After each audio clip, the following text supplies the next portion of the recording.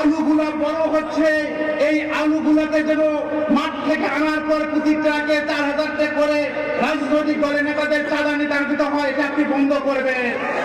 আমি তাকে ইনশিওর করেছি শুধু মুরাদপুর বন্দিগ্রাম কারো নয়, বগুড়া শহর সারা বাংলাদেশে জনগণকে সাথে নিয়ে সকল চালাবাদকে আমরা মোকাবেলা করবো ইনশাআল্লাহ।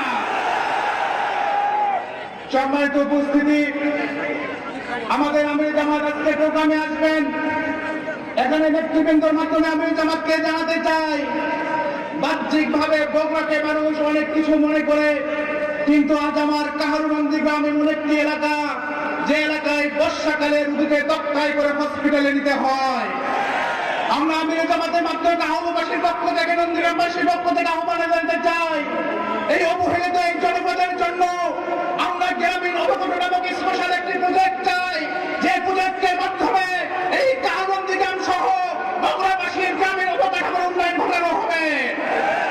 সম্মানিত উপস্থিতি, আমাদের এই কাহারুনন্দী গ্রাম এবং বগুড়া আমাদের কৃষিভিত্তিক এলাকা, কিন্তু দুঃখজনক হলেও সত্য, আমাদের নিয়মিত যে সবজিগুলো হয় এই সবজিগুলো সংরক্ষণের কোনো ব্যবস্থা নাই। আমরা যদি এই এলাকায় একটি ভেজিটেবল ভিজিট করতে পারি, আমি আমার কাহারুবাসী নন্দীগ্রামবাসীকে কথা দিয়েছি, আমি জামাতকেও আমরা জানাতে চাই, আমরা কাহারুনন্দী গ্রামে একটি ভেজিটেবল ভিজিট চাই, যার মাধ্যমে এই এলাকা সহ বগুড়ার কৃষকেরা অনেক বেশি লাভবান হতে পারবে।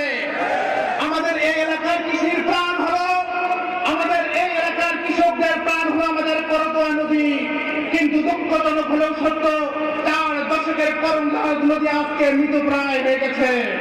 আমির জামাত গতকাল আমাদের পঞ্চগড়ে বক্তব্যে বলেছেন তিনি আজকে তিস্তার মহাপরিকল্পনা বাস্তবায়ন করবেন।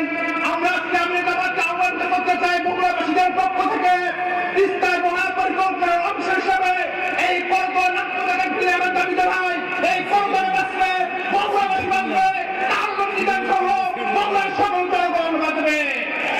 সম্মানিত উপস্থিতি, আমাদের একটি কথা বললে নয়, আমরা জুলাই যোদ্ধা সহ আমরা বগুড়ার যুবকেরা নতুন বাংলাদেশের জুলাই বিপ্লবে পড়ে আমরা দ্রুত গতিতে আমরা চেয়েছিলাম বগুড়ার সিটি কর্পোরেশন বাস্তবায়ন হোক, বিশ্ববিদ্যালয় চালু হোক এবং এয়ারপোর্ট বাস্তবায়ন হোক, কিন্তু দুঃখজনক হলো সত্য, শুধুমাত্র ক্রেডিট হারানোর আশঙ্কায় একটি দল সেটিকে বন্ধ রেখেছে।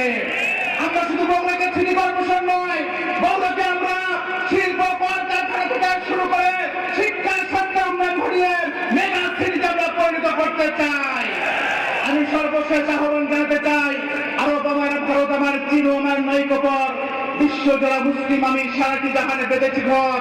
এই বগুড়ার সকল ঐতিহাসিক ব্যক্তিদের আমরা সম্মান জানাই, কিন্তু বগুড়া কারোর ঘাড়ি নয়, বগুড়াবাসী